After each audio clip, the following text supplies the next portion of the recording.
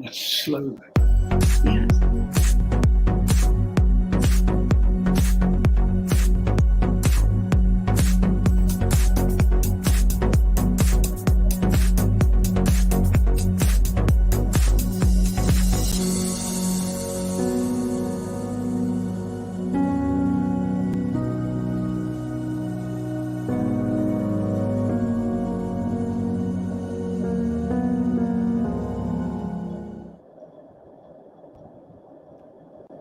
Very good evening, one and all.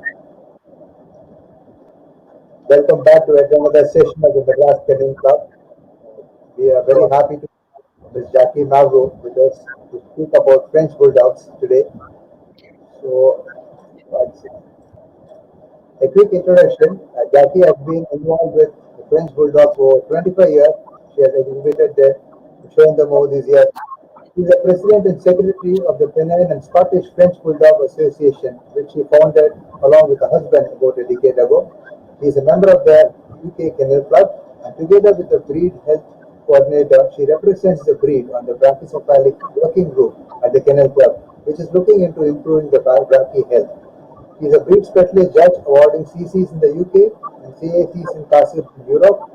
He has been conferred with the honor of judging the Mother Club, that's the French Bulldog Club of England Championship show at the end of July, and also the second largest breed club championship show, the Midland and Northern Counties French Bulldog Club in 2024. Next year, Jackie would be judging in Belgium, in the Belgium French Bulldog Club show. She is also judged in the German Winner show. She has exhibited French Bulldogs in the Shoebridge Kennel name, and she has had a fair share of success. So welcome on board, Jackie. Thanks for joining us today.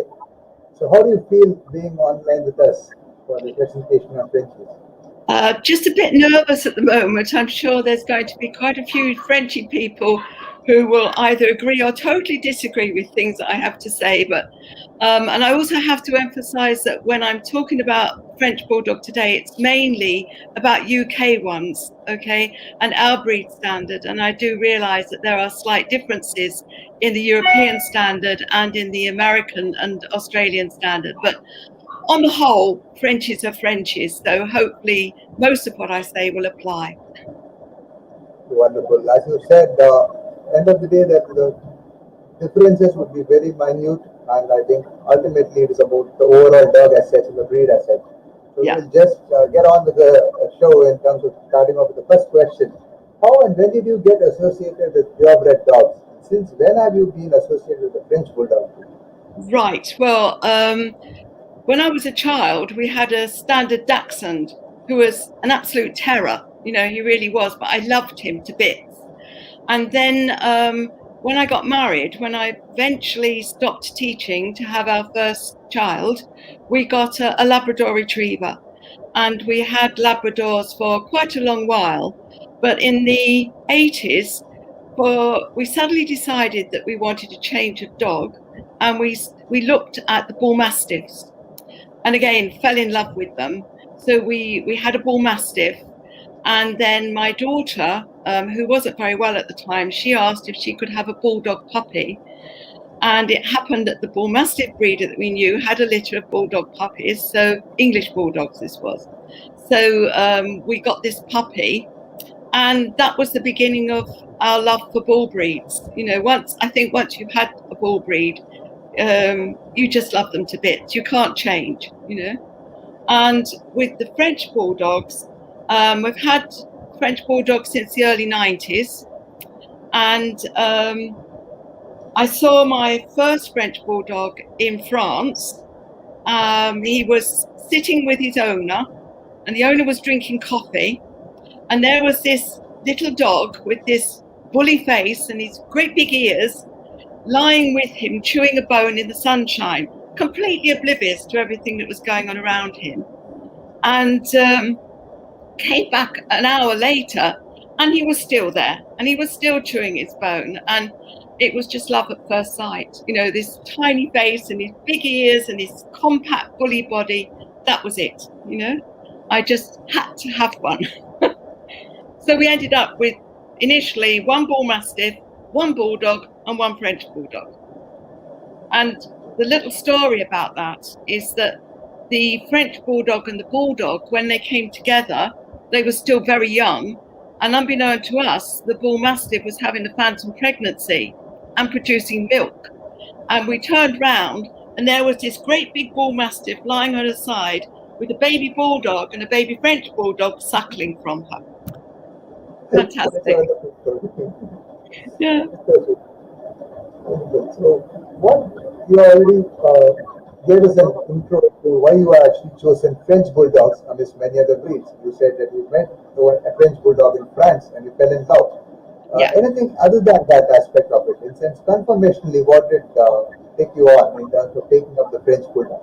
Well, it was more a case of health for me because we had the Bull Mastiffs, which we were hoping to show, and I was handling the Bull Mastiffs, but then I developed bad arthritis in my hands, and then I found great difficulty holding on to the Bull Mastiffs.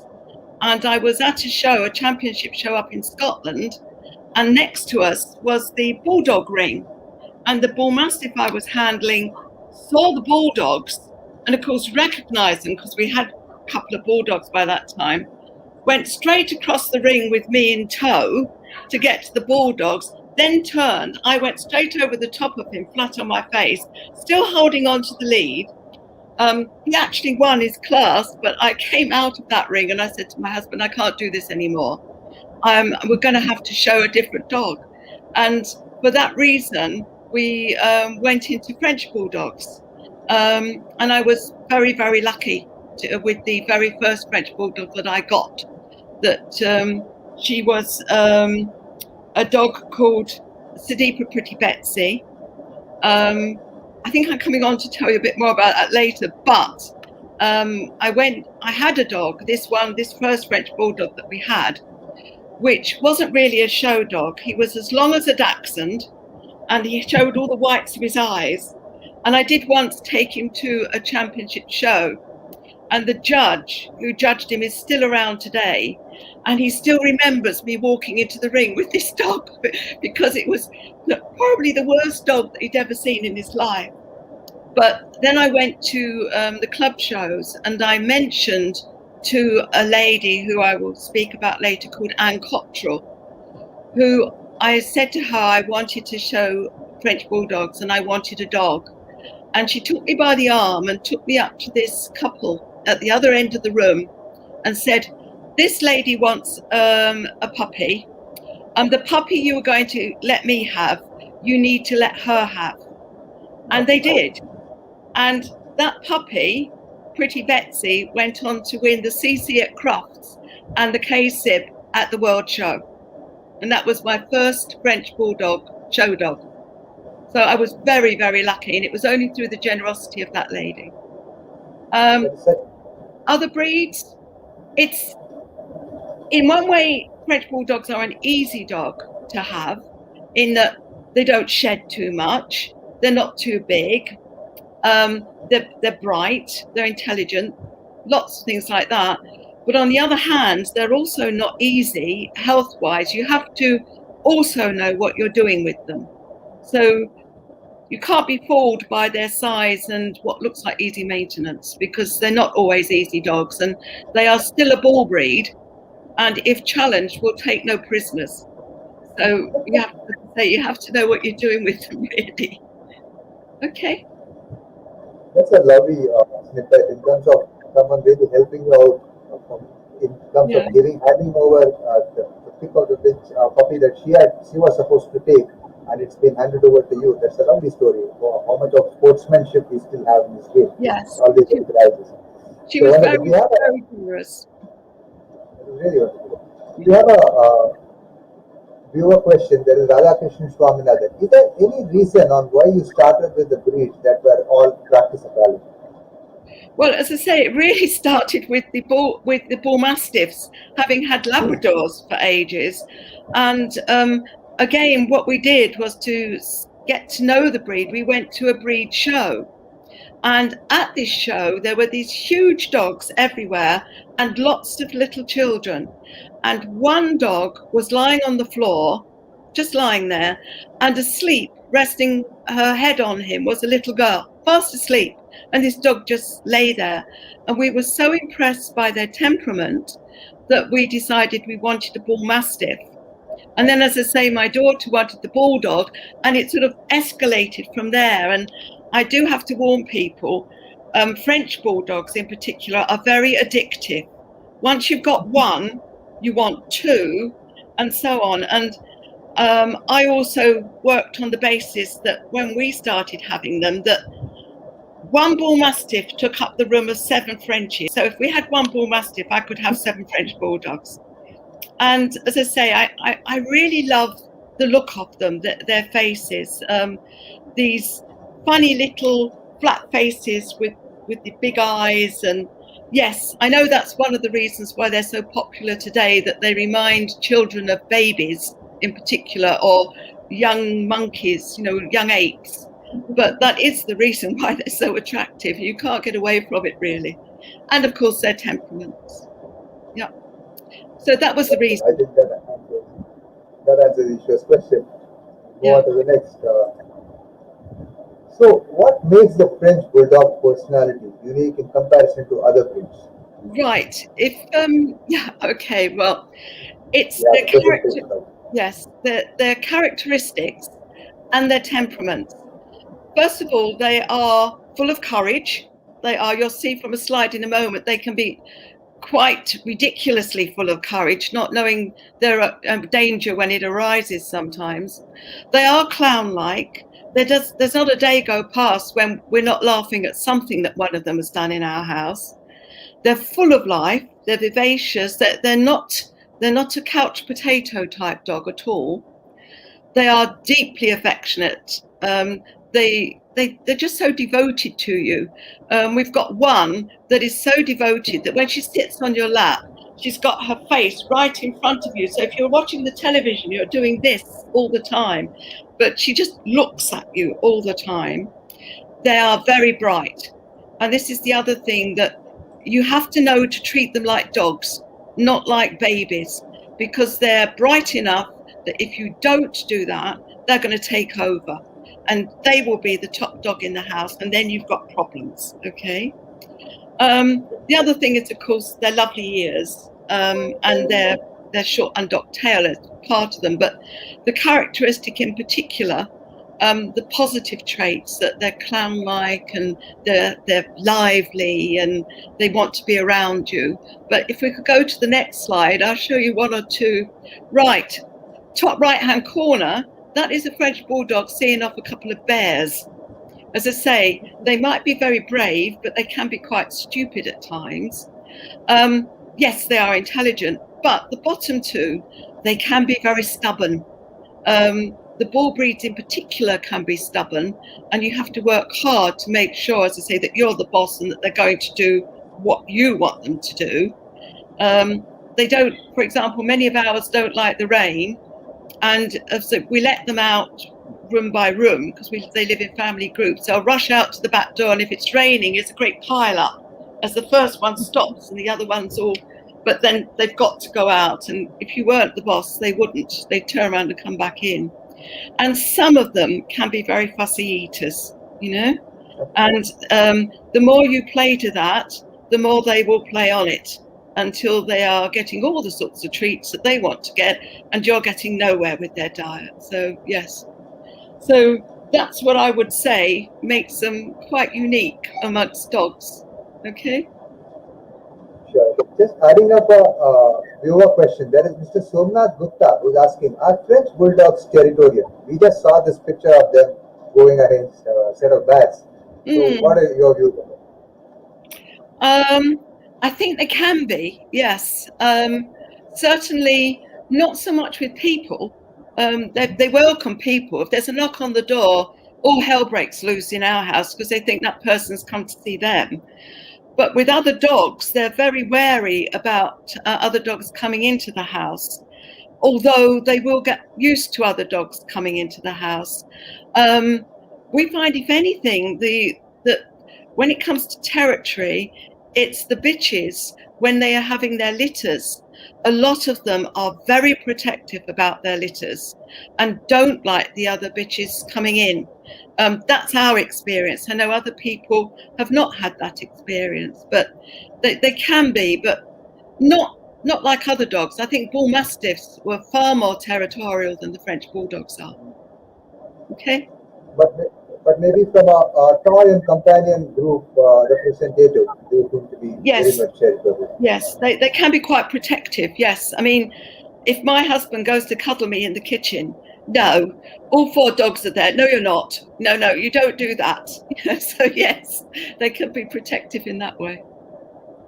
Wonderful. So let's get back to the presentation. Can you take us through the history on how the French Bulldogs came into being and which breeds they used to develop? Certainly. Right. Well, the French Bulldog itself didn't exist really until the end of the 19th century. It's developed from the miniature or toy English Bulldog and the French Bulldog coming together. Now, what happened was that the Nottingham weavers loved these tiny French Bulldogs, these miniature Bulldogs. If we could put up slide 3, I think we could see. Just a second, this is getting possible. Right, it's coming, I think. Right, yes. On the right, you can, and on the left, you can see the miniature Bulldogs there. They were really tiny Bulldogs, and the Nottingham weavers loved them, but they went off to France and took them with them, mainly because of industrialization and things. And the French bourgeoisie saw them and liked them very much. And what they did was to breed them with other bully type dogs. Now, because it was the working class breeding them, we don't know exactly what dogs they used. We can only guess that perhaps they put some pug in, perhaps they put some Boston Terrier in, but there were dogs around that had these upright ears that they could have used. And their main function, first of all, for the working people, was that they were ratters. If you go to the next slide, I think it explains that there. Yes. Oh, no. Sorry. That's the origin. So the Bulldog, the toy Bulldog, came from the English Bulldog, and then that helped the development of the... No, we've gone too fast. All right, don't worry. Of the French Bulldog. Yeah. What was I saying? Yes, they were ratters. But then other people saw these little dogs and liked them so much, and they took them on as companion dogs. And so they had a double reason for being there. And when we talk about today, fit for function, these Bulldogs have the right temperament to be a companion dog, but they also have to have the health and the breathing and the speed to also be able to catch things. And I know of French Bulldogs that have caught squirrels and rabbits and mice, and they still have that urge to do that. And when I talk about also companion dogs, I did hesitate whether to mention this, but the French Bulldog was a particular favourite of the prostitutes, or the ladies of the night, as they called them in France, in Paris in particular. And it was said that if you saw a lady at night on the street with a French Bulldog, then you knew what her occupation was. Okay, so as you can see here, they were very much accessories, fashion accessories and companions, and mainly for the ladies as well. So after that, so we've got the origin being England. The French developed the toy Bulldog into into a French type, but then the Americans took them on as well, and they brought out the first breed standard that prescribed the all-important bat ear. So the ears on the French Bulldog are actually rounded at the top, rather like a bat has. It's not like the Boston Terrier, which is pointed. So the bat ears were a necessity. And on the next slide, if you just bring the next slide up, please. Right. The top picture are 2 toy bulldogs. By the way, they are extinct now. There are no toy bulldogs. I'll explain in a second. And the picture you've got there is of a lady called Lady Catherine Pilkington. And on the left-hand side of the picture is a French bulldog. And on the right-hand side is a toy bulldog. And for many years, the toy bulldogs and French bulldogs were shown together. And they were even bred together. But Lady Pilkington, about 1902, 1903, she brought out a paper where it was decided that the toy bulldogs and the French bulldogs should be separate. They should not be the same. And so it was at that time that the colours became defined, so that you didn't get, at that time, fawn and white French bulldogs because of the fawn and white bulldogs. So they decided to actually separate the 2 breeds, and they would no longer be shown together. And they brought out a breed standard which differentiated by colour in particular and the ears between the toy bulldog and the French bulldog. Okay.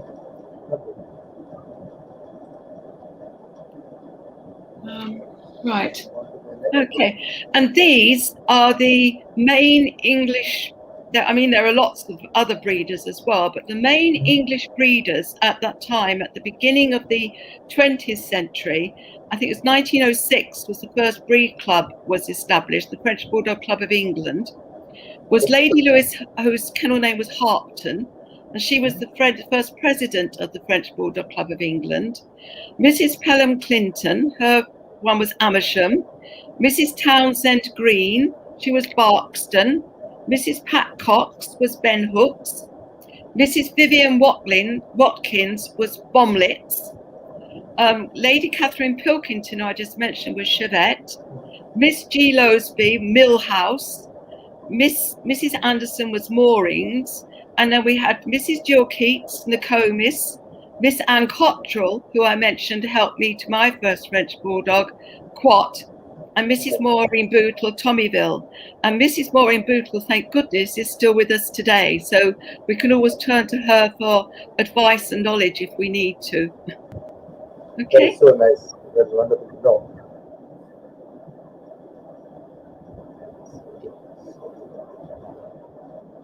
Right.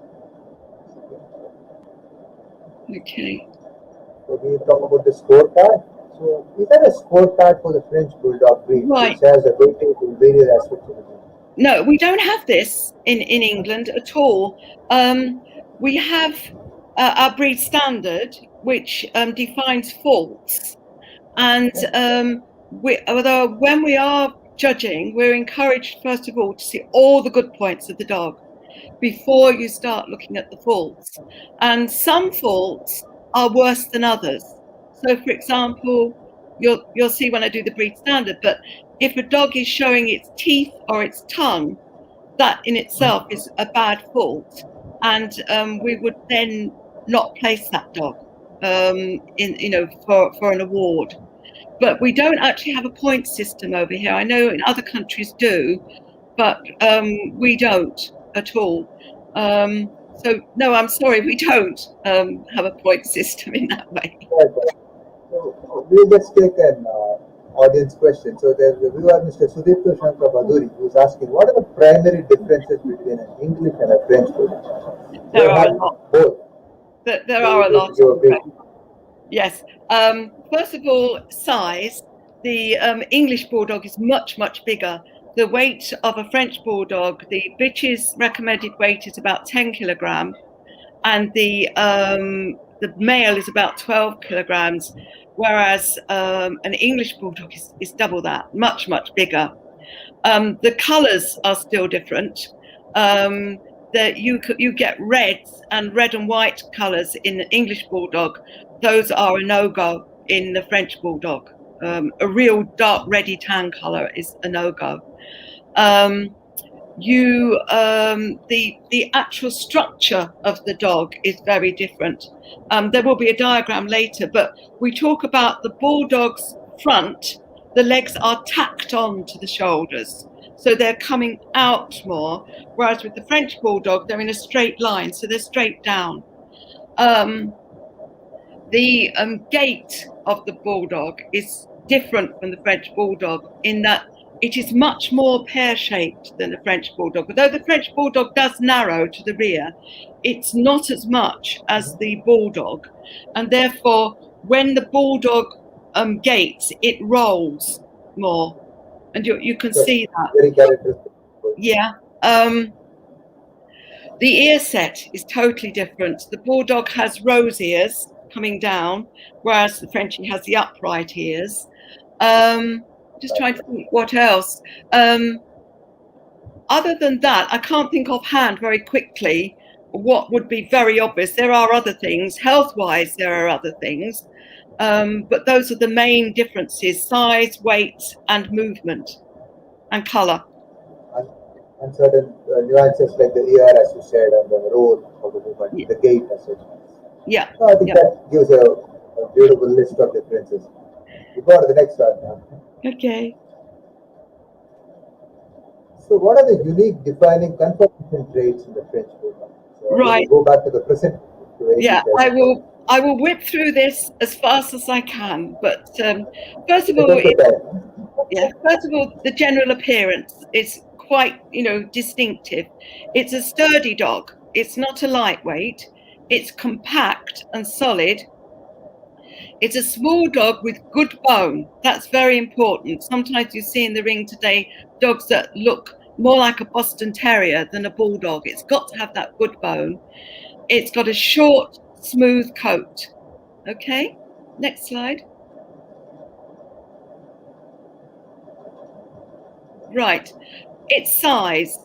It is important to, as well that we're whipping through to maintain size. And there you can see the difference there in size between a Bulldog and a French Bulldog, and the difference as well between a Bulldog and a French Bulldog and a Boston Terrier. Yes, and balance, soundness as well, and proportion are all very important. Okay. Next slide, please. Next slide. Right, now the head shape.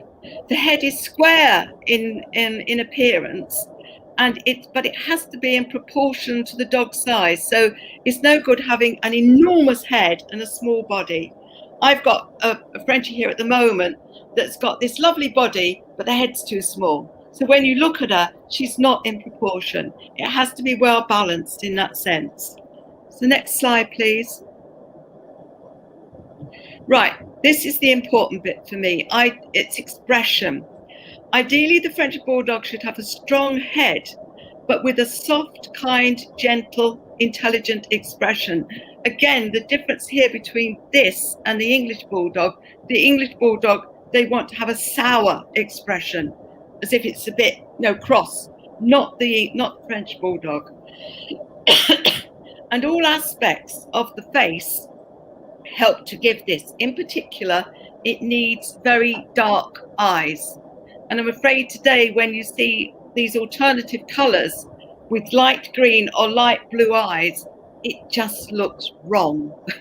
It's got to be dark eyes. Okay, the next slide. Right, so as I've said, they need to be as dark as possible, moderate in size, round, and set relatively wide apart. If we go on to the next one, you'll see what happens when that doesn't happen. Right, so on the left is quite a common fault. It's what we call almond eyes. It's not the eyes that are almond, it's the eye sockets that are almond shaped. So it gives this wrong sort of squinting look to the face. Bulbous eyes are wrong. Again, you can see the whites of the eyes quite often, and it's just the wrong expression again. And if the eyes are too small, it gives like a piggy expression. Again, not that soft one. Okay, next slide. Right, and here you can see on the bottom left, those eyes are too far apart, and the ones down the bottom are too close, almost squinting. It's the ones at the top where they're set almost with a level of the inside part of the eye and on with the stop across the nose. That's correct. And again, as you had mentioned, it's got the very dark coloration. The horse not showing. Yes. Very Yes. dark eye shape. Black nose, dark eyes. Yes, and black lips. Yes. Right. Next one. Now, the ears are obviously a feature of our breed. These bat ears. They should be not huge, not small, in proportion. The correct shape, right here you can see that the top ones are the correct size, and you can always check this with your own dogs. Just fold the ear down to the eye, and if it comes to the corner of the eye, it's the correct shape. If it doesn't reach the eye, it's too short, and if it goes over the eye, it's too long. Although on the continent sometimes they do like slightly larger ears. Again, I'm talking about the English standard here. So if we go to the next slide, you can see as well the set of the ear is important. The ear on the left are too upright, so it makes the skull between the ears look quite narrow, whereas the ideal position is there. You can see it's slightly wider and slightly angulated. We say that the ears should be at a 5-to-1 position on the head, as if on a clock. Okay. The next one, and there you can see that the ear set is too low. Can you see it's quite low on the left? It's below the eye level. And when that happens, you get what we call 10-to-2 ears. Okay, as on a clock. They'll be far too wide and set low. And it alters the whole expression. Okay. 1 second, I'm just adding in a question from a viewer. So, Radhakrishnan Swaminathan is asking, is there a distinct difference in expression between a male and a female French Bulldog? Yes, there is. I don't know whether I included the slide. I did have a slide of a male and a female together. I may have taken that out because I was trying not to be too much. But yes, there is a difference. The male has to look, for me anyway, a male has to look like a male and a female has to look like a female. So the female head will be the same shape, but slightly smaller than the male head, not quite as strong, but it should still have the same attributes and the same soft, sweet expression. But you always have to remember when you're judging to make allowances for the difference between the male and the female sexes. And that's a problem for all judges, I think, in all breeds, that, you know, there are differences. If you get a female looking dog, it's just wrong, you know. And again, a masculine looking bitch, again, is just wrong, you know. Yes, there's not a difference, it's just a slightly softer expression for the female. Yeah, as you said, it gives you the femininity that. That's something which I have known about in my breed, English Cocker Spaniels. You see a bitch, you should be able to say it's a Yeah. I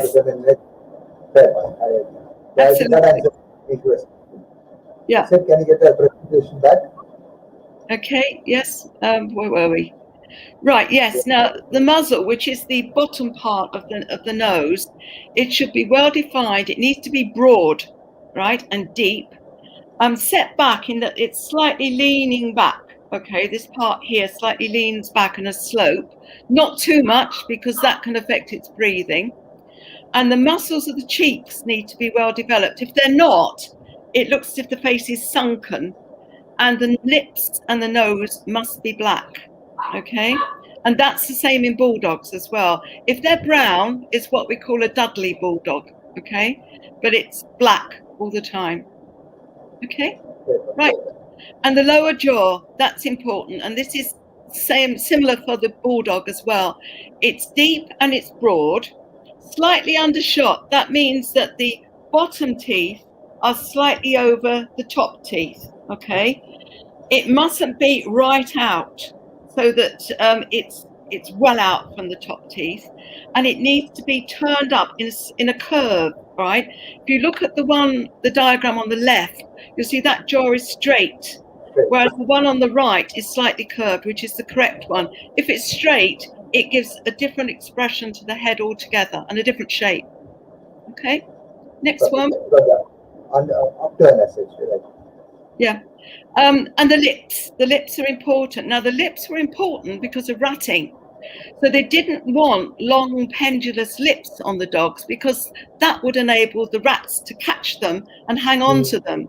So they had to be,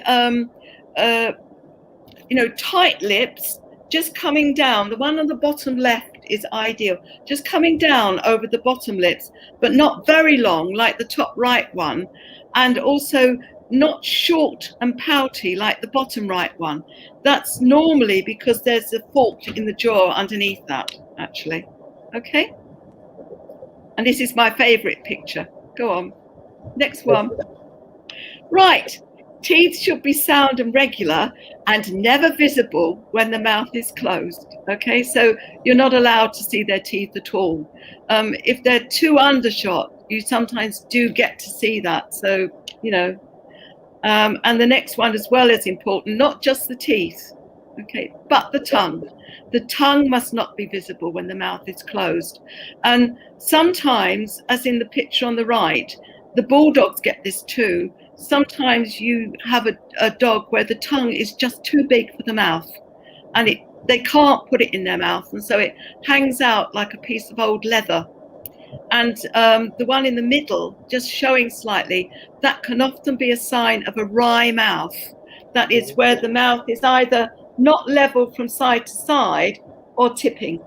It can be level in two different ways, wry in two different ways. Okay? Okay. The neck. Right. Neck has to be powerful, well arched. Now here it says thick, but we're looking towards eventually making the neck quite not so thick, because a very, very thick neck can affect the breathing, a very thick one, particularly if it's short, and of moderate length. So in the next photograph, and I know somebody will be jumping for joy when they see that, this little girl, Contessa, I think has a superb neck. It's strong, it's long, and her breathing is superb, okay? As I say, I think a strong, long neck like that gives a very elegant appearance to the Frenchie, because they are an elegant dog as well, okay? And that's a bitch's head you can see there. So you can see the difference, yeah. Okay, right, body. The body is cobby. Cobby does not mean extra short. Cobby means strong and compact, all right? So we're not looking for very, very, very, very short dogs. In fact, that is quite dangerous, okay? Again, you've got to go back to balance, height to length, okay? It's muscular, well-rounded, with a deep brisket. The brisket is, for those people that don't know dog terminology, it's the breast that comes underneath and the ribs, the brisket. And the ribs need to be well sprung outwards, not slab-sided, all right? And you need that for the lungs, all right, for them to run fast and catch rats, okay? That's why they needed that sort of build. And if, again, different purpose from a Boston Terrier. So you should have this width and this depth of rib for all of the lungs and the internal organs. Okay? Right, next one. And it's strong. And they are broader at the shoulders, and they narrow slightly beyond the rib to give definition to this relatively short, thick, muscular rear end, this loin. Their back legs are very strong. And that's important for their movement, which I'll show you later on why that's important. And again, that movement, that speed is there for their original function, for getting rats, okay? So again, they can go very fast over short distances. And if you've ever tried to catch one, you'll know that, okay? Okay, next one. Right, this is to do with the top line in particular. As you can see, there is a slight slope over the rear of the dog, which we call the roach. If the roach is in, if the neck, and there's a dip as well behind the neck, you have to be very careful when you're breeding these dogs and looking at them with their roaches, because let's face it, the roach is actually a deformity of the spine. So if you're not careful, you can breed a dog with spinal problems. And if you look at the first picture, at the top, the roach is in the wrong place. It's flattened and too far back. And in the other bottom picture, it is too short. The level behind it, the neck drops quickly, and then you've got the roach. And that again will cause an enormous spinal deformity that you really don't want. So the next photo will show you again what we're talking about. Here you can see this top line, there isn't a roach, it's just a slope up to the back in the rear, and it's as if the back of the dog is running downhill, and that is wrong. You can imagine that drop, like that V shape, what's going on in that spine there is not good, not good. So much of trauma every time the dog runs or moves. Yeah, yeah. I mean, I'll be honest, you'd be hard pushed to find a French Bulldog with a perfectly normal spine that has got a roach. They do occur. I've had one myself, but not always and not often. Not with the roach. You don't. If they're level, you've got more, but not like that. Right, next one. Right, here again, we're looking at that top one. You can see what happens when you breed a dog that is too short. The roach starts almost behind the neck. So that spine is so curved that, well, and that dog, you'd see it in its movement. It would not be able to move properly, that one. The one down the bottom is more common. This is where you've got a slightly more level top line. With hardly any roach at all. There is slight roach, but not much. Again, it's the middle one, which is the ideal one. Okay? So if we go down to the next photo, there you see that's an absolutely level top line. There's no rise over the line at all. Although you don't see many like that in the ring today, to be honest. Not as level as that. It probably, though, might well have a very good spine, but it's just not what the breed is looking for at the moment. Okay? Right. Again, we've done that one. That's that's too short or too long. You can see there the short dog and the long dog. I will say, though, long dogs can move very well. They do. They move well. The short dogs don't. Okay? Right, next. How is that the long dogs move well? They are practically, as you said, they are not in the balance, they are not in the right proportion. So why do you say that they move well? Yeah, absolutely.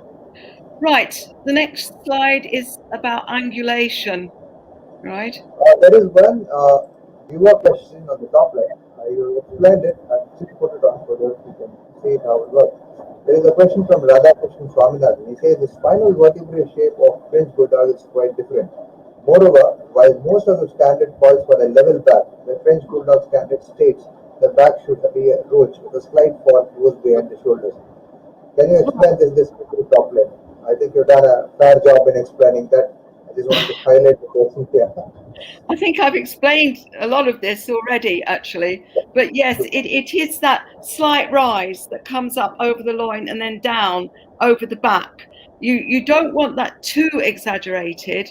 I mean, later on you're asking me about problems, but spines are one of the problems in the French Bulldog. And as I say, with many of them, when they're x-rayed, you very rarely will find a perfect vertebral column. But that doesn't necessarily mean that the dog is always going to have lifelong problems. I have to say that. But the roach is a feature of the breed, but it is with the Bulldogs as well. So, you know, it's come from the Bulldog. It's part of the breed development. So, yes. Okay. Yeah. That is the first question. So, can we get the slide back on? Yes. This is one of my things because it so affects movement, and that's the angulation of the dog, particularly the rear angulation, I think. But as you can see that diagram there on the right, that is the set of the bones for the shoulders and the legs and the rear hips and the legs. And you can see how that should be reflected in the dog as it's standing. And if it's not, then you're going to see a difference in its movement. If that angulation at the front is too straight, you'll get what we often call hackneying, where it can't move its legs properly, so it moves them up and down in a straight movement. And Like from the back, horse. if you haven't got the angulation in the back, then again, it will go straight like that. It will be what I call a tripping movement rather than a driving movement, okay? So that's why angulation for me is important. Now the pasterns, as you can see, they're short, thick and strong, this is on the front legs, and show a slight angle at the bottom when viewed from the side. And they should have nice cat-like feet in the front, okay? Well up. Now this is the diagram that I was talking about earlier. At the top, you can see a Boston Terrier. In the middle, you can see a Bulldog. And the right-hand one down the bottom is the French Bulldog. So when you're looking at them, for a Boston Terrier, as you're looking at the set of those legs, you look at the inside, and it's a rectangle. If you look at the Bulldog, it's a square, but the bottom of the chest of the big chest is wide. It's normally just above that square. But with the French Bulldog, you've got the square again, but the bottom of the chest is coming into that. And you can see there the difference of the legs as well, in that the Bulldog in the middle is tacked on. It's more round at the shoulders, whereas the French Bulldog has to be under the body.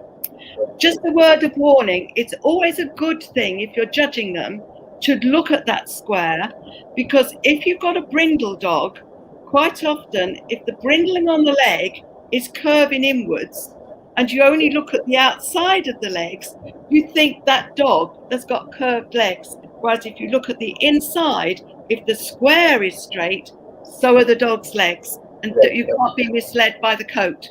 Okay? So that optical illusion is something to be bothered about. It's easy for your eye to be misled by coat colours, I can tell you, particularly pieds as well. Yeah. Right, rear legs. They should be nice and strong and big, firm bottoms, yes? Really muscular. They should not be turning inwards. The one immediately above that, we call that cow-hocked, like a cow turning inwards, nor should they be bowed outwards.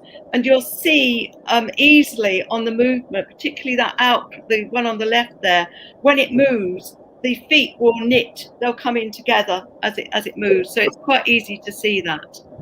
Okay, so next one. Right, again, this is where you can see the hocks, and the hocks will affect the angulation as well. On the left, you can see the nice curve of those hips and those straight hocks and the feet, whereas on the one on the right, it's what I call straight in the pasterns and the hocks, and the legs so straight that it won't be able to move with the correct movement. It will just trip, sort of and the next two photos, I just that one. But if I tell you both these dogs, unfortunately, she's no longer with us. No, take it back one. Right, both of these dogs are 12 years old, okay? Right, that one you can see, particularly on the underleg, the angulation that we were talking about. And her movement, she could drive around that ring for hours, all right?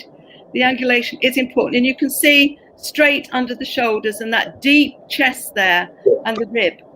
Whereas the next dog, bless him, he's in the next room actually. He again is 12 years old. But you can see that his back legs are much straighter. And his movement, although he's got lovely front movement, his rear movement was nowhere near as good. But again, he's got the deep chest and everything. And in fact, as he's got older, some of it's arthritic. You can always tell if a dog has got a problem on the movement. Well, not always, but if you look at their muscle development in the back legs very quickly when they're on the table, if one leg's muscles are weaker than less than the others, when you watch it move, you probably pick up a fault there. Okay? Claws as well will give that to you. Right, the tail. French Bulldogs should have, at least in our standard, a short tail, which is broad at the base, tapers to the end, and covers the anus. And you know, I like to see a dog with a tail. In particular, though, it should be a loose tail, because if you don't have a loose tail, then you can get problems underneath them. But those are all ideal tails, okay? And it should be set on quite low, not too high. Okay, right. Tell me if I'm going too slow, won't you? So we actually have a question on the page from the viewer. Preeti Jaiswal says, also, can you explain us about the tail sets of Frenchies? Because we have seen two long screw tails also coming up. Sorry, am I answering the one on tails? Yeah. Here? Yes. Yeah, they should not have a screw tail. You can have a tail that turns slightly, okay? But a real screw tail, no. Bulldogs, you sometimes get a screw tail too, although our Bulldogs over here, they've worked wonders in trying to breed out the screw tails. And if you were at a Bulldog show today, you would see nearly every Bulldog in that ring has got a straight tail, right? Okay. That's the ideal. You don't want long screw tails, but if it's, by screw, I mean really round and round like a screw. But if it comes down and turns to the side, that's fine. By long as well, it depends what you mean by long. You wouldn't want it right down to the hocks, but certainly covering the anus. And the other thing is, if it is long, it shouldn't, when the dog moves, it shouldn't come up above the dog's back. That's what we call a gay tail. It should be down so that the top line is maintained. Does that answer the question, I think? Yes, I'm sure that the people are going to answer. Yeah. We'll go back to that slide. Okay. Right, the movement, the front movement. A lot of people say French Bulldogs can't reach and drive. Wrong. That's what they should be doing. They can reach. They won't reach as far as a boxer or a bull mastiff, but they will still reach with their front legs. And you should have the muscle and the correct set on of the legs to enable them to do that. So next one, because it's the rear now. Now the rear, as you can see in that picture there, remember that the rear is slightly narrower than the front. So when you see the Frenchie coming towards you, if you're crouched down, you should be able to see those rear legs moving between the front. It's what we call double tracking. But again, they should be driving off. And if you see them drive off, you'll be able to see the paws come up, you know, the pressure of that. Sometimes as well on the front, they might just seem very slightly to turn in. And I thought that was what we call pinning in. The pinning in is when the shoulders are set incorrectly. And I learned from stewarding for one of the big hound judges. And I said, oh, they're all pinning in. And she said, no, when they really drive, they do push inwards to get that drive. So you can see this on the French Bulldogs as well. It's totally different from pinning in, where they're sort of crossing in. Okay. And the side view, which is the next one, again you can see the legs away from you will be almost meeting as they're driving along, and the other one's out. Now, I do apologize for this video that we're about to see, a very short one. This was the first one that I tried on my camera, so you'll hear some shouting at the end. How do I turn it off? But I hope you'll ignore that bit. This dog will show you what I mean by reach and drive and reach. Okay, if you could start it for me. No, come. So I don't think we looked at the video from it. That's a mistake from our end. Can you start the video? It says the media is unavailable. I don't think we'll be able to do that. Can't do it. Oh, that's a shame. That's a real shame, because he really drives, and you can see it as well in his movement, the driving and the pull, and you can see his legs coming towards you. He's not one of our big show dogs. He's one of ours because he's a little on the large side, but he can move. He's well constructed. Oh, that's a real shame. Never mind. What I will do is I will pick up the video from you later and add it as part of a presentation as the comments column, so that people will be able to see it later, not Okay. the presentation, not Okay. video. That's lovely. Thank you. Thank you. Thank you. Okay, Sidhu, can you get the presentation back? Yeah. Right. Where are we now? So we are talking about movement. Right. So go on to the next. Yeah. Right. To the next. Okay. Come to the fourth color. Right. Now, this will bring in what I was referring to as disqualifications and things over here. Right. The coat should be fine in texture. Nowadays, there are quite a few rougher textured coats coming into the breed. It should be smooth and lustrous and close and short and with no undercoat. It's not like a pug that's got the undercoat. These have no undercoats at all. This is the important thing. The three traditional colours are fawn, brindle, and pied. But they come in a variety of shades and patterns. So the next one shows the fawns. As you can see there, it goes from a very light fawn colour to a very dark fawn colour, often these days with a black muzzle, okay? And dark eyes again, and the dark lips again, black all the way, and preferably with black claws, although you don't always get that, but preferably. I'm a black claw person, love black claws. Very symmetrical from yeah. eyes to eyes. Yeah, and then the brindles are next.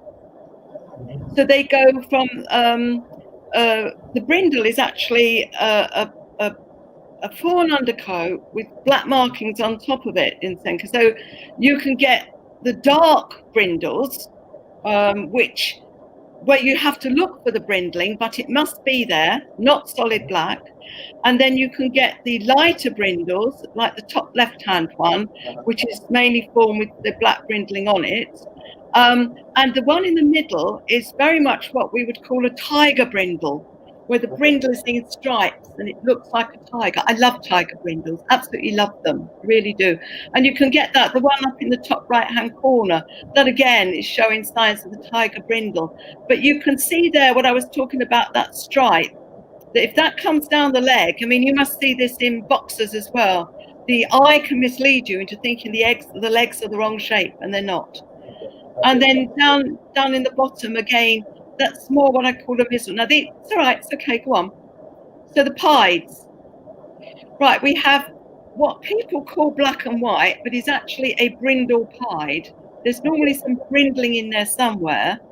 And we also now have in our breed standard fawn pieds, and that was really quite recent, okay? The pieds over here, they like to see more white than there is black on them, okay? So the white is predominant. That was to try and differentiate, I think, in particular, between the pied French Bulldog and the Boston Terrier, okay? But the one at the top, we would call that a pied mantled dog. It's got quite a lot of black on it.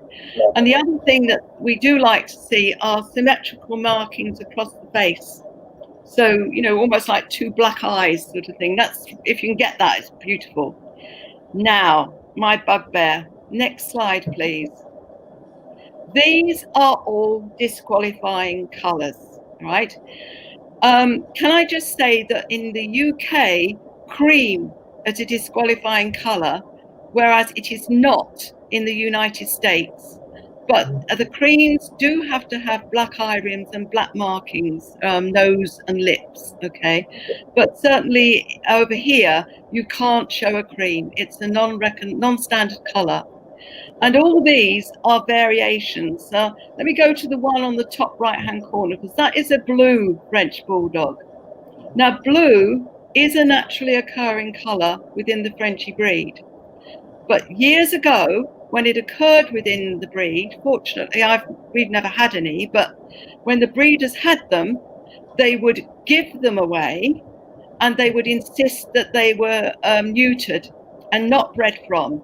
because they maintained, and I think this might well be true, that they carry the dilute gene for skin problems, in particular alopecia. And people today that I've spoken to, a lot of them who have blue dogs, have said that they have got skin problems. Okay. And then you've got at the top the blue pied, and then in the middle on the left, the solid black. Now, the solid black is not allowed to be shown.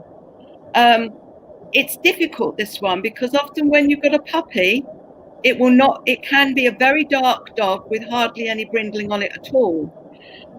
But I would have said once that pup gets to a year old, if there's no brindling on it, then it's a solid black. Okay. So again, when judging, you have to check that. Browns, tans, what some people call champagne or sables down in the left-hand corner, I would call that a dirty coloured fawn, are again non-standard colours. Black and tan, we're having a lot of problems over here at the moment with black and tans that have got very bad temperament coming from the Eastern Bloc. They believe that they've been bred with something like the miniature poodle and miniature pincher to get that colouring, and it's led to temperament problems. And the bottom right-hand corner is a Merle, and a Merle is not allowed to be registered with our kennel club at all. The kennel club is registering all the other colours because they are out of registered French Bulldog parents. So I'm afraid the Kennel Club's rule is if the parents are French Bulldogs, then they will register the puppies. But the colours are registered as non-standard. Okay? It cannot be shown.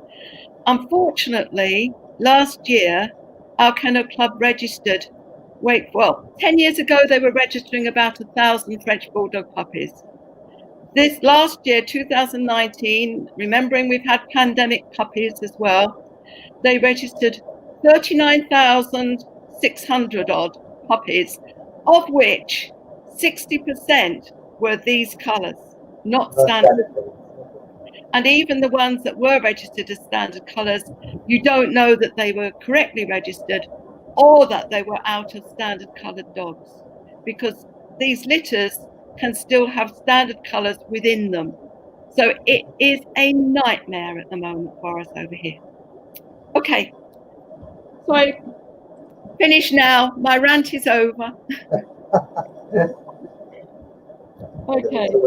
We were talking about disqualifications earlier. So I actually have another question on disqualifications. You're talking about coat colors being DQ faults.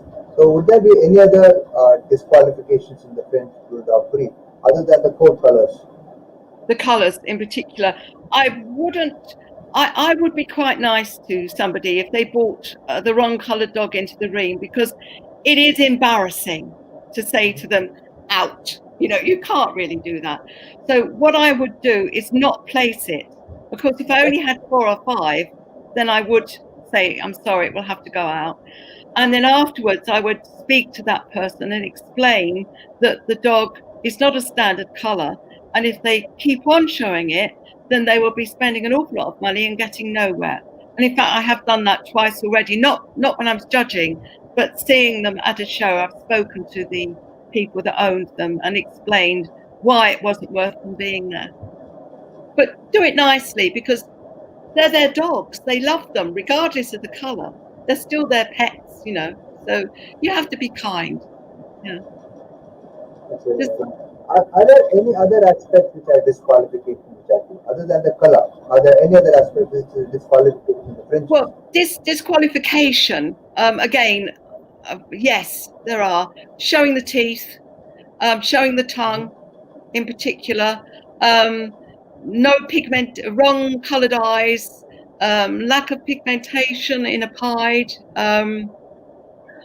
What else would I say? No, I know that we have had breeders from the continent over here, and they have counted the teeth and disqualified somebody for not having the right number of teeth. We don't do that in the UK, but I believe that some judges do that in Europe. And there was a time as well in Europe that they were disqualifying dogs that didn't have the correct number of vertebrae in the tail. Now, I don't know whether that's still going on, but again, we don't do that over here, but we do comment on it. We have and when it comes to health, I will explain how that is affected. But again, disqualification we don't do. Perhaps we don't place. So, for example, some judges will place the first 3 and then say no more, or they won't place any. And just say I don't want to place any of these dogs. But it is a harsh thing to do. I'm probably too soft-hearted. Okay. So you take for the next one, which is the French Bulldog is a Brachiocephalic breed. How different are they from the other breeds of the Brachiocephalic breed? Okay, right. So if you could bring my slide up for that, 52. Right. Okay. The French, there are lots of brachycephalic breeds. So, for example, there's the Dog de Bordeaux, the Bulldog, the Boxer, and brachycephalic itself explains the head. So, the head is broad, and the muzzle and the nose are pushed back for it to be what we would commonly just call a squashed head. Okay, so you've got this foreshortened muzzle and nose, and this broad head in many breeds, which make them brachycephalic. So if I said the Boxer, the Bull Mastiff, the Dog de Bordeaux, and then you've got the other breeds like the Bulldog, the Pug, the French Bulldog. But the way that it differs is that the French Bulldog, the Pug, and the Bulldog are chondrodystrophic. So if you go to the next one, the next slide. Right, okay, so it says there, a brachiocephalic skull typically has a broad spaced skull and a short muzzle. Chondrodystrophy results in the shortening of the vertebrae, so the spine is foreshortened, and in the long bones in the legs. Whereas in the Bull Mastiff and the Boxer and the, say, Dog de Bordeaux, although they're brachycephalic, they're not chondrodystrophic. Okay? That's the difference. And you get that in quite a few of the other smaller brachycephalic breeds, although not all of them have quite such a foreshortened muzzle. Okay? But they're still counted as brachycephalic. There are another 2 questions from the viewers which I like to take. There is one from Siddhartha. How much of importance is expression given into the show ring? Very much so, because if that expression is wrong, it's probably because there is a conformational fault on the face that's making it wrong. So the right expression, that sweet expression, means that probably most of the features of the face are in the right place. So for example, just simply by the ears, if the ears are set at 10:2, it doesn't look right, the expression is wrong, right? It has to be 5:1. If I said if the eyes are too wide apart, that alters the whole expression of it. Okay? Does that help?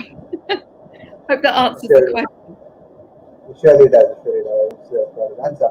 The other viewer question is more on the maintenance. We have seen the tear problem to the French Bulldog. They talk about the French Bulldogs tearing a lot. Why does this happen, and how can this be solved? Right. Okay. Tears. Tears and staining effect of the eye. If you've got a lot of tears coming from the eye, it's probably through an overactive tear duct, and it may also be that tear duct is quite close to the surface of the eye. Okay.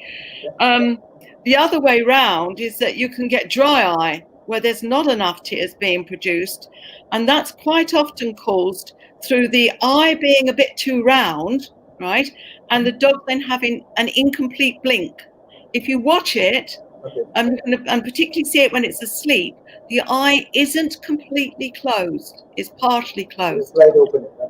Yeah, and sometimes you have to watch for that on the judges' table. Watch them blink because it can be so quick. With regards the tear staining, this is particularly the case can be the case in fawn dogs, but particularly in pieds as well.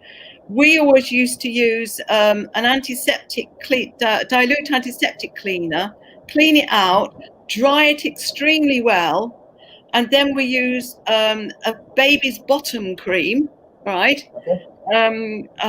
Which, I can't remember the name of it now, which is white, and it's a protection, and we used to put that in. It's better than Vaseline, okay? But we didn't use any of the stains or anything to get it off. We just did, just maintenance really, and it should be fine. But if it has got excessive tearing, I would get the eyes checked by consultants that there's nothing actually wrong. Yeah. Okay. I think that answers Preeti's question. Now we'll go on to the next one on the genetic predispositions as such. What are the genetic health predispositions that the French Bulldogs are prone to? Right. Okay. Well, there are two main genetic. Well, there's more than two, but the two main ones in the French Bulldog. If we can bring the slides up, 54, please. Right. I've already mentioned the spine, and you just have to look at that photograph of that dog to see that that dog's spine is completely wrong, and probably that poor dog can't move properly. So again, his spines are a problem because of the roach. But having said that, you can have the dog x-rayed, and it can have 3 or 4 vertebrae that look absolutely wrong, and it lives a whole life without a problem. You can have another dog x-rayed, and there's only 1 vertebrae that's wrong, and that causes the dog lifelong problems. So it's a very difficult thing with the spines to be absolutely sure what's going on. And in fact, the French Bulldog Club in Germany has been x-raying spines for years. And I do remember many years ago asking the vet at that time, at what point do you say to somebody, you should not breed from this dog because of the spine? And she said, well, we never say that, because if we said that, we wouldn't have any dogs to breed from. So yes, I mean, I'll talk about our health scheme later, but we are starting now to look at spinal scoring and spine x-rays we have had, and spinal assessment in order to aid our breeding plans. Okay, so the spine is the first thing, but the biggest thing is the next one. Okay, next slide. Right, this is a photograph of the noses, and this is what you will see in the ring. Our main problem with breathing is called BOAS, which stands for Brachiocephalic Obstructive Airway Syndrome. Now, the 3 breeds, and I belong to the Brachiocephalic Working Group, as you know, which actually is for pugs. At the moment, we're working with pugs, bulldogs, and French bulldogs. All 3 of those dogs suffer from BOAS, but all 3 have slightly different reasons for them suffering for it. So it's not the same through all the breeds. And with the French Bulldog, one of the main problems with the BOAS is the noses. Now, it's preferable to have wide open nostrils. Stenose nostrils or closed nostrils, as on the bottom right, are really not good. But it's also what is going on in the nasal cavities behind the noses that affects the breathing. So you can have a dog with brilliant open nostrils, but things are blocked behind them. Or you can have a dog with relatively closed nostrils, but is totally free behind them. So that's the first thing. The second thing, if we can go to the next slide. Right. This is a side photograph of diagram of the breathing of a brachiocephalic dog. As you can see, the when the face is squashed, if you imagine taking a Labrador and just doing that to it, it doesn't get rid of all the things in the mouth. It just pushes them all backwards. So the palate and the soft palate on the roof of the mouth are pushed backwards in the dog's mouth, in the brachiocephalic. And sometimes, if that soft palate is quite a long soft palate, it will hang. I'm trying to point to the diagram, and of course you can't see me. It will hang down the back of the throat. As you can see, that red pointed bit hanging down. Yes, just there. That's where the soft palate is hanging down into the trachea or the windpipe and will block it. Now, if you have got a brachy dog, particularly a French Bulldog, who snores excessively, it might sound sweet and endearing, but it's got a breathing problem. If it makes a sort of a noise when it's very excited or after it's been running, a really loud noise, then again, its breathing needs to be checked. And if it throws up, it brings up white froth, or it throws up after it's been eating, then it needs to be checked. And the other thing is, if it eats a little bit and then gives up, and it's quite underweight, that is sometimes a sign that it's not able to eat and breathe at the same time. So it gives up, okay? And we have over here what's called the Respiratory Functional Grading Scheme, which was developed with our Kennel Club and Cambridge University, which can test, and they train specific vets to test these dogs for BOAS, and they score them.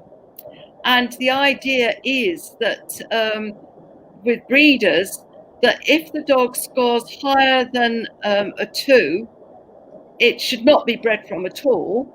If it scores 0 or 1, that's fine. But 2, if you're going to use that dog or bitch for breeding, it should be bred with a dog or bitch that scores 0 or 1. So you're trying very, very hard to breed it out. However, because this is reasonably new, right, that we're tackling this, you've still got the problems of grandparents and great-grandparents that went beforehand. So for a while, I think there will be throwbacks in this, but people do need to be aware that, you know, the noises that you find endearing are actually a problem. And, you know, and if you don't do something about it, what eventually happens with this is that the muscles in the trachea are working so hard to help the dog breathe that they get to about 6 or 7 years old, and then the whole thing collapses and the dog just dies, suffocates, you know. So better to breed healthily first, better to sort the problem out. And once it's sorted, if you do have to have the brachiocephalic operation, you know, do have to have it done, do not breed from those dogs, because you're perpetuating a problem. Okay? Oh, and one other thing to say is that the Kennel Club is now releasing the respiratory functional grading scheme to many of the kennels. They've already done it to many of the European kennels under license, so they can begin to test their dogs. And it is for pugs and bulldogs as well. And boxers. Interestingly, Radhakrishnan Swaminathan had asked the same question. He was asking about whether there is a grading test recommended for French Bulldog owners to check if their dogs have the BOAS issue, which you have addressed already. Absolutely. And you're saying that Kennel Club is also initiating that as a scheme to get them all enrolled and tested properly. There is, and if anybody wants to write to me, I will send them the details. And as I say, it's not just any vet can do it. These are vets who have been trained through Cambridge, and it's a non-invasive test. They use their stethoscopes to listen to the sound of them. If you go onto YouTube, you can pick up some of the YouTube videos that the vets have been shown as they've been training, and it will help. But you have to have a stethoscope to do it, of course. But yes, please get them checked, and also not just once. No good checking them before 1 year old, but after that they need checking at 2 and 3 years old because it changes. It changes between 1 and 3 years old. Okay? Right. We have another question from Radhakrishnan Swami. He says, vets recommend stenotic snares corrective surgery. What are your thoughts on it? Well, I don't think just any vet saying that on a French Bulldog that the nostrils need doing, unless it can be proved that that dog has got a BOAS problem. Because as I just said, you can have a dog with not totally stenotic nares, but fairly closed stenotic nares, but it hasn't got any problems behind them. Therefore, it has not, unless it's got a long soft palate, hasn't necessarily got a BOAS problem. There are an awful lot of vets that see a Bulldog, a French Bulldog, a pup come through their doors and immediately think, it's got a breathing problem, got to sort that out, before they've done anything with it. And this is one of the things that we've been trying to ask the vets on the Brachiocephalic working group about, to find out exactly what is said to veterinary students at university before they go out into practice. What are they told? If they're told that all of these brachiocephalic dogs have BOAS problems, then they're going to believe that as soon as they come in. And we've had evidence of 6-month-old puppies being operated on, which is totally wrong. It shouldn't be. You have to wait till they're a year old to see what happens. Unless, of course, the dog is absolutely desperately gasping. I mean, that's a different matter. But you need to be absolutely sure that what is going on is necessary and not just vets thinking it's necessary. Okay?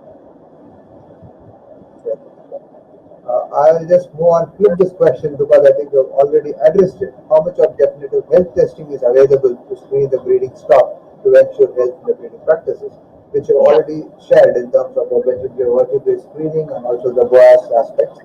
So we move on to the next question. While discussing health, how does one set up a successful breeding program at the French Bulldog? Right. My advice would be that, first of all, you go to as many shows as possible and you get to know as many breeders as possible and as many dogs as possible, right? And then when you're ready, you buy a bitch from fully health tested parents, right? No total guarantee, but you've got a better chance if you do, from a breeder who is willing to give you as much help as possible. Not just someone like, puppy's out the door, don't want to know you anymore. So you want a breeder who's going to be, if you like, your mentor and your helper. And then you take that bitch and you wait till she's a 1 year old, and then you put her through all of the health testing, our health testing scheme that we have, to make sure that she is as healthy as possible. And then you go back to your breeder and you talk with your breeder and you get a recommended fully health tested dog to use on your bitch, which will complement your bitch, but at the same time correct any faults or characteristics that you don't particularly like or aren't particularly desirable in your bitch, right? And then you cross your fingers and you hope for the best and you work from there onwards. But I would say test all along and make sure that you are buying and using health tested dogs and correct dogs of breed standard and breed standard color.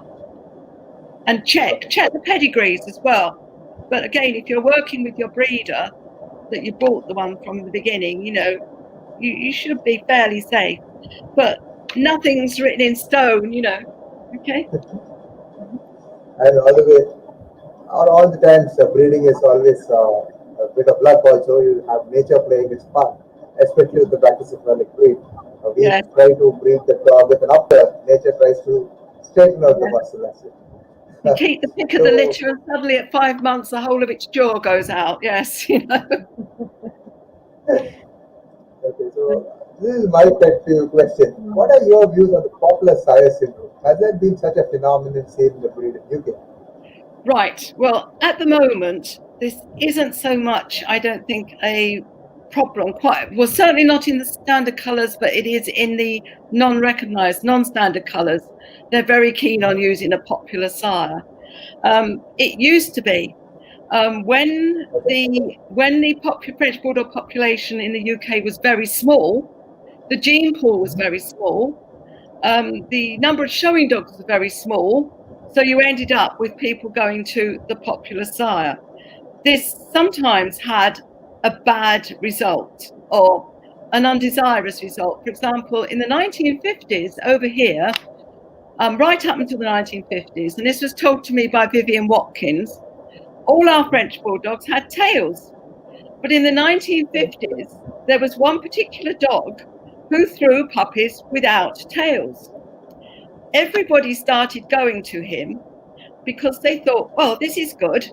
Without the tail, we get the top line showing quite well, and we don't have any problems with keeping tails clean. So they all went off to this dog and used this dog, and so gradually the tails disappeared. Now we're trying to breed tails back in, but I don't think going to the popular sire is a good idea, because it doesn't mean to say that that particular dog is the healthiest dog. And also there is the problem that sometimes, I think this happened in red setters. This dog came in, did all the winning. It was brought in from abroad. They all then went to it, only to discover a few years down the line that this enormous genetic problem had been bred in. And they then had spent quite a long while breeding it out. So my mind is, I think you go to the dog that is the right one for your dog, not necessarily the most popular one. You have to use your common sense, I think. Okay? That's right. Yeah, I totally agree with you on that. So when we're talking about the popular sire, we should also talk about foundation bridge. So how important and correct is the correct foundation bridge in establishing type and success in the breeding program? Yes, it is. It's very important that you get a bitch that's a breed type, I think. But you also need to get a bitch that is going to whelp well. There is this myth in a lot of the Brachy breeds that they can't self-whelp, and that's not true. They can. Okay, 50% of our pups have been self-whelped. But I think, questions just come up now. I'll answer that in a moment. No, that question has been there for some time. I want to put it up now. Yeah, I'll answer the So C-section. had asked, is C-section surgery common in French Bulldogs because of the head shape and size? No, it's a myth. Okay. It is true to some extent. If I can just be a bit anecdotal, the little fawn bitch that I showed you, I said was no longer with us, right? Her first litter, she self-whelped without a problem.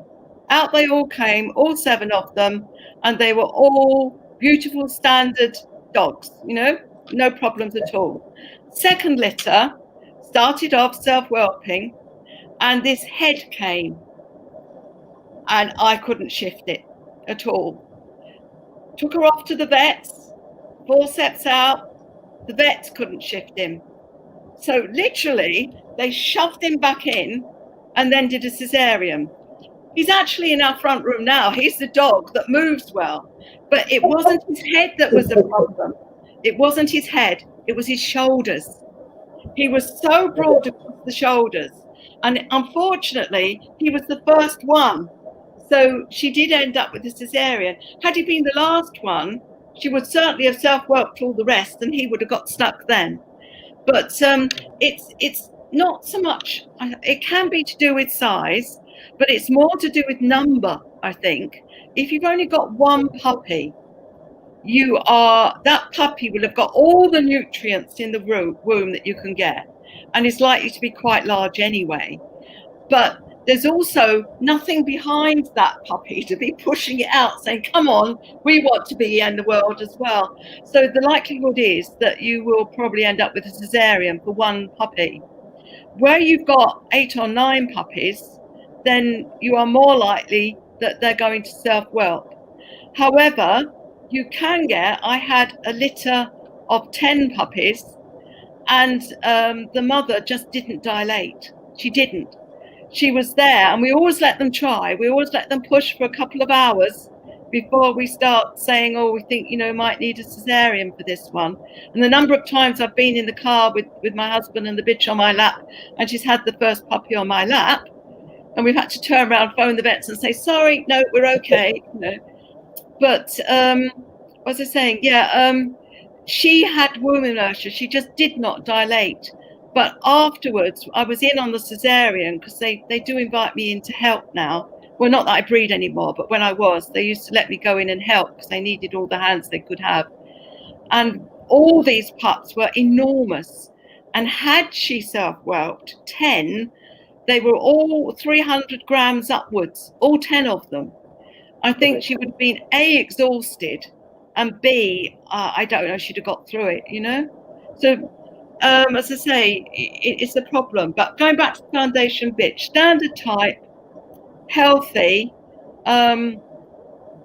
It's strange because my foundation bitch, who I told you about, Pretty Betsy, that Anne let me have, she went on to produce some good dogs. But her half sister, who I then had, Dee Dee, she didn't do half as well in the show ring, and yet she's produced. She did her progeny have won far more than Betsy's progenies. So it is, you do your best. But I have to say that sometimes, and this was an old Bull Mastiff breeder told me this, and she said, Jackie, it's the useful bitch at home who often produces the champions, not the champion bitch herself. So that's something to remember. So foundation bitch, you want good structure, hopefully, enough room for all the pups. So don't get something that's ultra small, get something that's correctly balanced. Okay? But when you're talking about the number of puppies, you're quite often repeating that they had 9 puppies or 10 puppies. So are French Bulldogs large litters? Do they have large litters? Do they have more number of puppies? The average is 6 to 8. Actually, it's about 6 is average, right? If you're unfortunate, you'll get 1. If you're equally unfortunate, you'll get 10, but fortunately she had 10 teeth, so I was okay. 5 boys, 5 girls as well. So, but yeah, normally 6, around about 6 is about average. For a smaller breed, 6 sounds to be quite a good number. Yeah. Dogs do not have lesser number of puppies. Yeah. So smaller bit, that sounds right.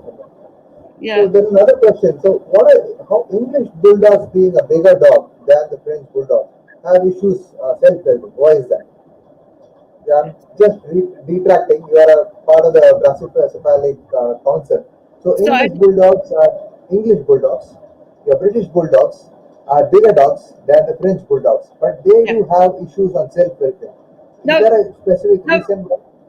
That again, this is something that we're looking into at the moment, because one of the things that we have as statistics are just the number of cesareans for this breed.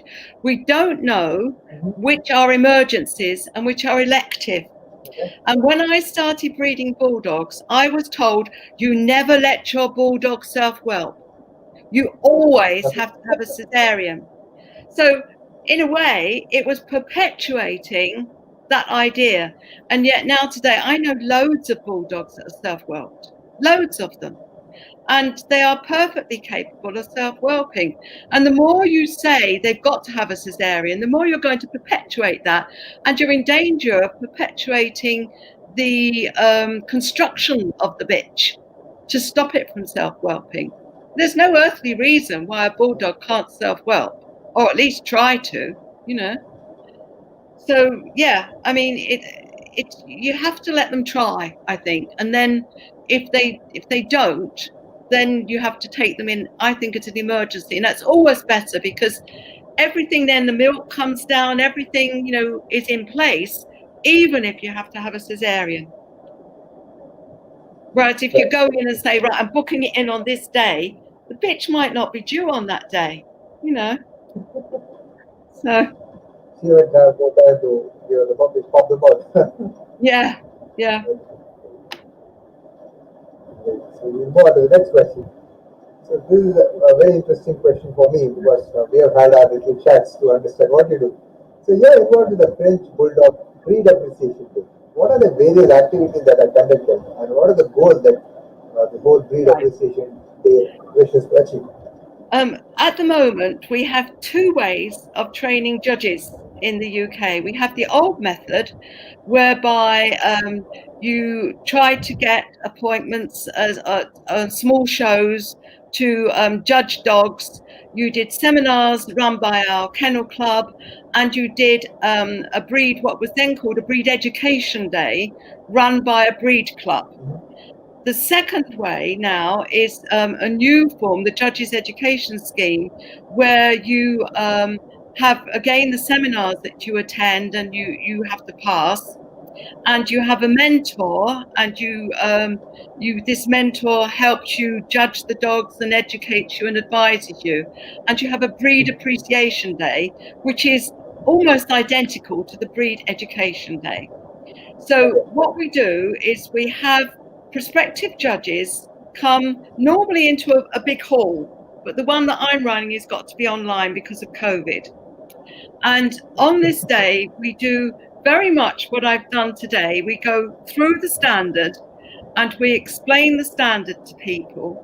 And we try and if we're in a hall, we have live dogs there. What I'm happy to do is use videos and have a live dog, but explain it on the internet as we're doing now. And they can ask questions, and they do get they have to go know the breed standard prior to the show, and also something called Breed Watch, which I'll talk about in a moment. And then at the end of that, that's normally at least a couple of hours to run through all of that. And then at the end of that, they undergo voluntarily a multiple choice examination. And they have to pass that examination on the new scheme to move on to the level where they can start judging more dogs, more classes at certain shows. And that is and our aim is to breed as many judges who understand our breed and are able to judge our breed. So there's a lot of choice in judges, because in the past it's been quite a small group of judges that have judged, whereas now it's definitely getting larger and wider, which is a good thing, because you don't want the same people judging all the time. I don't think you do anyway. I think it's better to get a wide spread of judges. So that's what we aim to achieve with that initiative. It is judges training and experience. And also, if people want to come on it to revise their experience, there is somebody coming on our Breed Appreciation Day who's actually completed one of our old breed education days, but feels she wants to revise things and learn new things by repeating it all. So she's doing that. Okay? We have a question from a viewer in sync with this breeder education aspect. Isn't French Bulldog a difficult breed to master judging? French Bulldog, as it is a breed that is purely judged on type and not on movement, is what it says. What are your views? Yes, I think you're always learning with any breed, to be honest. I don't think you've ever learned everything to judge on any breed, and you can always learn from other judges. I particularly, when I was in Germany, learned a lot from a lady called Barbara Pulaski, and she explained the fault in my dog's mouth to me, which I was totally unaware of. And now I've learned that, and I can apply that to my own judging. So you never actually learn everything. Yes, it is. I think it is a difficult one to master, in that you need to know about angulation and about balance and about the way that the whole body is put together compared to other dogs. It's not like other dogs in that way. And no, I certainly do not judge it purely on type. A French Bulldog for me has to move. It has to drive and it has to reach. It's not a little trotting thing round the ring. It was bred for doing that, and that's what I like to see. And it's not a dog that you plonk in front of you on a table or in a line and that's it. It's not what you see, it's what you feel as well. Okay? So not just type, but also movement. Other judges might not agree, but I do. All the more, he had just added up another comment to it. His question was more in line with an all-breed judge. You are a specialist who has in-depth knowledge about the breed, and you look for the type, you look for the movement, you look for the various aspects of the breed. Ishwar's question, Radhakrishnan Swaminathan's question, was more on an all-breed judge who's not a specialist. So is it difficult for that individual to judge a French Bulldog, an all-breed judge?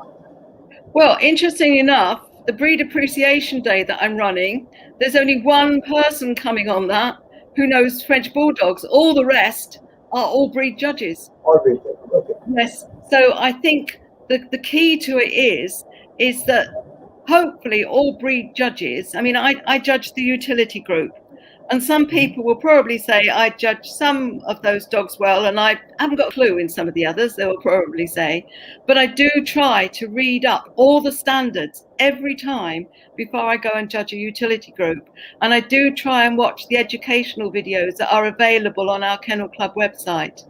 And one of the ladies coming on to our Breed Appreciation Day, she did say, I've started to judge the utility group, and I've now been to 4 of those breed appreciation days. Yours will be the 5th. So she is taking it very seriously, and it would be lovely to see all breed judges doing that, you know, because our groups are different from the FCI groups. You have to remember that as well. When I talk about the Bulldog, for instance, is in our utility group. It's not in the same group as the boxers and the bull mastiffs. Okay, it's different. Okay. The FCI is part of the working group too, but in UK is in utility group. Yeah. So we have another interesting question from Radhakrishnan Swaminathan. He's asking which style of French Bulldog, example the American or English, is closest to your mental blueprint of an ideal French Bulldog?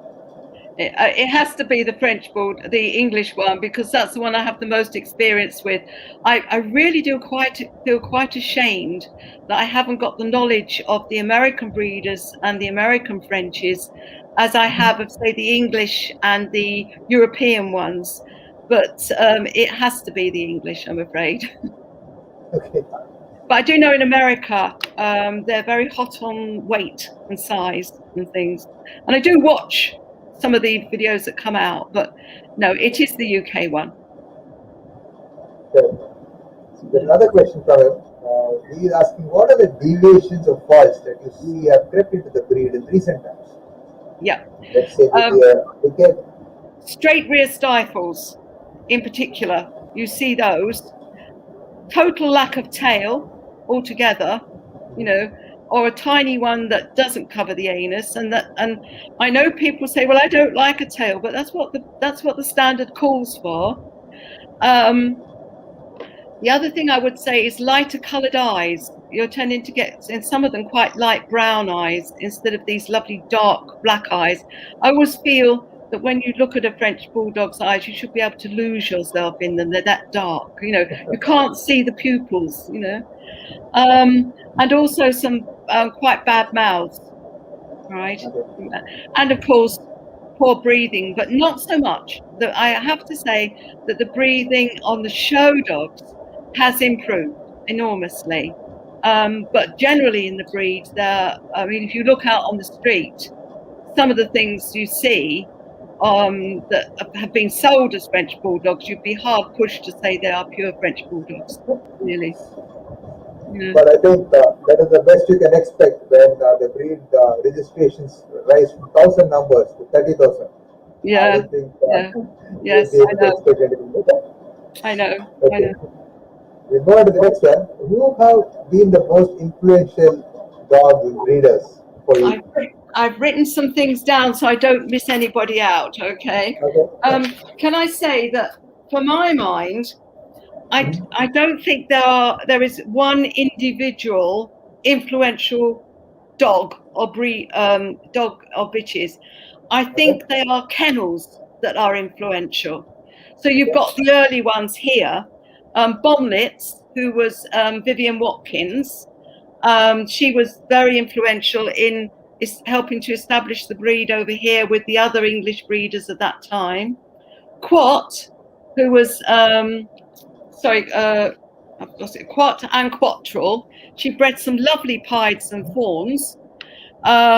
Going downwards, then Jill Keats, Nokomis, again, bred some fantastic brindles and pieds. And then last of all, Maureen Bootle, Tommyville. And there you can see champion Tommyville Timmy McTimony, who was actually the father of the fawn bitch that I showed you. So yes, all four, and also some we've got. I have to say that we have got all four of those in our line, so we've been very, very fortunate, you know. And then the next people that were influenced was first of all Birique, and that little girl, in the top right-hand corner, she still holds the breed record for the top fawn French Bulldog, Birique Princessin. She was absolutely fabulous. She really was. Underneath, Glen Lee, Mr. and Mrs. Drummond, they've bred some fantastic dogs over the years, in particular, actually, fawns. But that was one of their really famous dogs, Champion Fire Dancer at Glen Lee. In the top today, these are still people who are breeding today. Jaffrack, you might have seen. Jaffrack for Gents Houses. Yes, Jaffrack Philip Oliver. He won Best of Breed at Crofts, yes, but they also have always had French Bulldogs. And now they're not breeding the giant schnauzers anymore. They're only breeding French Bulldogs, and some beautiful ones as well. And then King Rock as well. They've been in the breed a very long time. They also breed some superb Bulldogs. So they are influential breeders that followed on from that. Glen Lee are still around today and showing. Birique Neil Burks has retired from breeding. Right, on the continent, can I just say yes? Oh, the famous Mr. Victor van Ramsdonk, who we unfortunately lost last year. The De La Perure kennels are probably the most famous, not only in the whole of Europe, but probably worldwide. And I hope that Dimitri and Chantal, his son and daughter-in-law, will be carrying that legacy on for another N years. A great loss to the breed. And then also in the Avigdors, French Bulldogs, with Rivas, who unfortunately also we lost only a few weeks ago. Two big losses to European French Bulldogs, but had an enormous influence on the French Bulldog in Europe, both of those kennels, I think. That's my opinion anyway. I mean, other people might be shouting, you're wrong, you know. And then today, is there one more slide to come? There's another slide. Yeah, there is one more, I think. 60. Next one. Yes, today. Two big influences today. Mr. Dean and Abby Cund with their Churn kennel. That particular dog now holds the breed record for the number of CCs run. It's an enormous number. I can't remember exactly. And Mr. Darren Friend. That's the dog that he started with, Champion Friend de la Perure, coming from Victor Ramsdonk. But now his dogs, the King Friend kennels, are world renowned, and he breeds some fantastic, extremely healthy dogs of super type. Okay, so that brings you up to date. I think those kennels in particular have influenced the breed rather than just one dog. Okay.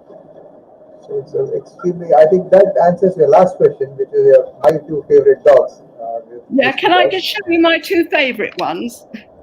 The very last slide. Yeah, definitely. So these are my two favourite French Bulldogs. The top one, Merrily the Enchantress.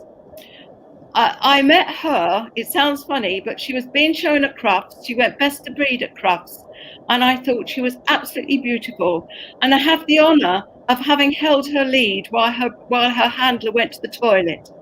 But it was because of her that I was inspired to show. So that's why I like her. And the other one, who I know as Ralph, that dog, I remember seeing him as a tiny puppy. And then Angela McGuinness, who took him on, I went to see her when he was 4 months old, and he came into the kitchen at 4 months old, and he just took my breath away because he was so beautiful. And he carried on being beautiful and until he went to Australia. And I believe he's one of her foundation dogs of her line now in Australia. But those two dogs, I think, are superb dogs and really truly representative of breeds. And there as well, you can see the difference between the female and the male. Anyway, more or less on time. Thanks for the wonderful session, Jackie. We thoroughly enjoyed it. Hope you liked the interaction from our viewers. Yes, and the questions that came up from it. So thanks again, all of you. Thanks for taking time to be part of our show and to listen to our guest today. Stay safe. We are still fighting the COVID situation here in India, so stay safe, stay at home. Please abide by the government restrictions, regulations. Get yourself vaccinated on priority. Yes. So we'll again catch up with you in the next weekend with another interesting breed to discuss on. Thanks to Sidhu for being there and running the tech for us. Thanks a lot, Jackie. Have a wonderful day. Thanks all.